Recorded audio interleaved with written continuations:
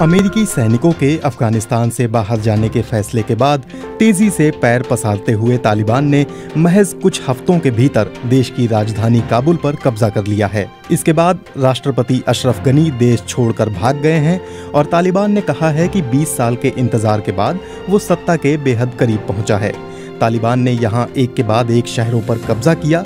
कई शहरों के गवर्नरों ने उनके सामने खुद ही आत्मसमर्पण कर दिया और उसके लड़ाकों को कोई संघर्ष नहीं करना पड़ा। इस बीच कई देश काबुल में मौजूद अपने दूतावासों से अपने राजनयिकों और नागरिकों को निकालने की कोशिशें तेज कर रहे हैं। राजधानी में अफरा तफरी का माहौल देखने को मिल रहा है और लोग जल्द से जल्द देश छोड़कर भागने की कोशिश कर रहे हैं। अफगानिस्तान में अब तक क्या क्या हुआ, उस पर एक नजर डालते हैं। अफगानिस्तान को लेकर चौतरफा आलोचनाओं से घिरे अमेरिकी राष्ट्रपति जो बाइडेन से पूर्व राष्ट्रपति डोनाल्ड ट्रंप ने इस्तीफे की मांग की है। उन्होंने दावा किया कि अगर वो राष्ट्रपति होते तो अमेरिका का वहां से निकलना बेहद अलग और बहुत सफलतापूर्वक होता। वहीं बाइडेन प्रशासन ने उन पर जवाबी हमला करते हुए कहा है कि अमेरिका और तालिबान के बीच समझौता ट्रंप के राष्ट्रपति कार्यकाल के दौरान ही हुआ था। अफगानिस्तान से भागने के बाद राष्ट्रपति अशरफ गनी ने सोशल मीडिया पर एक बयान जारी करते हुए कहा कि देश में रक्तपात रोकने के लिए उन्होंने ये कदम उठाया है। अफगानिस्तान के पूर्व राष्ट्रपति हामिद करज़ई ने एक वीडियो फेसबुक पर जारी करते हुए अपने प्रशंसकों से कहा कि वो काबुल में ही रहेंगे। अमेरिका के देश में सैन्य अभियान के बाद 2001 में करज़ई देश के नेता बने थे।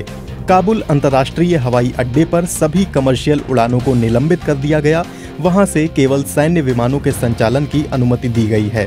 इससे पहले तालिबान ने दावा किया कि उसने काबुल में राष्ट्रपति भवन को अपने नियंत्रण में ले लिया है। इसके कुछ घंटों बाद अल जजीरा ने एक वीडियो जारी किया जिसमें तालिबान के लड़ाके राष्ट्रपति भवन के भीतर नजर आए। तालिबान ने यह भी दावा किया कि उसने काबुल के कई जिला केंद्रों में अपनी पहुंच बना ली है और उनमें से 11 को अपने नियंत्रण में ले लिया है।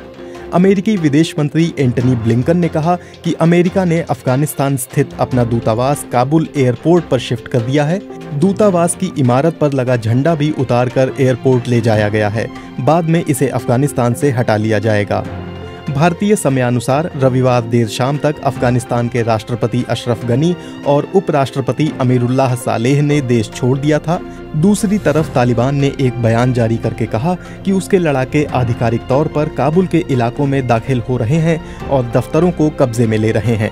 तालिबान के कब्जे में आने और अफगान राष्ट्रपति के देश छोड़ने के बाद वहां कई जगहों पर गोलियों की आवाजें सुनी गईं। रविवार को अफगानिस्तान में तेजी से बदलते घटनाक्रम के बीच ब्रिटेन सरकार ने अफगानिस्तान के छात्रों की शिवनिंग स्कॉलरशिप रोक दी और कहा कि अगले महीने से ब्रिटेन में स्कॉलरशिप पर पढ़ने जा रहे छात्रों का अब दाखिला नहीं हो पाएगा। हालांकि इसके कुछ घंटों बाद ब्रितानी प्रधानमंत्री बोरिस जॉनसन ने कहा कि ऐसे अफगान छात्रों की मदद के लिए उन्हें वीजा देने की कोशिश की जाएगी। सरकार के इस फैसले का असर 35 अफगान छात्रों पर पड़ेगा, जिनमें से लगभग आधी महिलाएं हैं। तालिबान ने काबुल के बाहरी इलाके में मौजूद बगराम एयरफील्ड और जेल को कब्जे में लेने का दावा किया।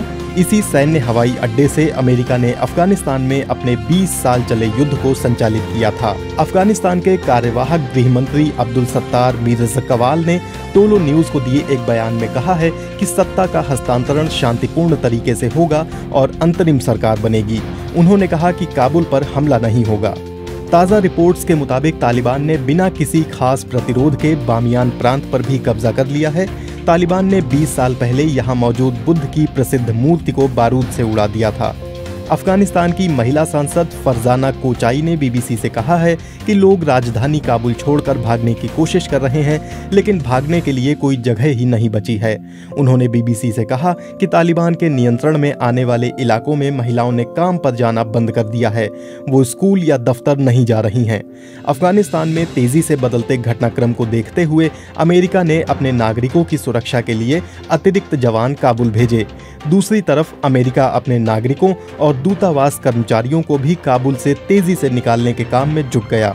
रविवार को अफगानिस्तान की राजधानी काबुल से महज कुछ घंटों की दूरी पर मौजूद जलालाबाद शहर पर कब्जा करने के बाद तालिबान के लड़ाके काबुल के बाहरी इलाकों तक पहुंच गए।